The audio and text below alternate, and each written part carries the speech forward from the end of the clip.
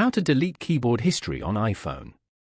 To get started, first of all go ahead and open up the Settings application on your phone. Once you're here, go to General as shown. From here, you can manage your overall setup and preferences for iPhone, such as software updates, device language, CarPlay, AirDrop, and more. Then, scroll down to the end and tap on Transfer or Reset iPhone.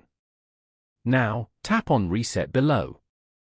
From here, you can choose to reset all your settings, network settings, keyboard, home screen layout, location and privacy and more. From the options, select Reset Keyboard Dictionary. Enter your passcode over here.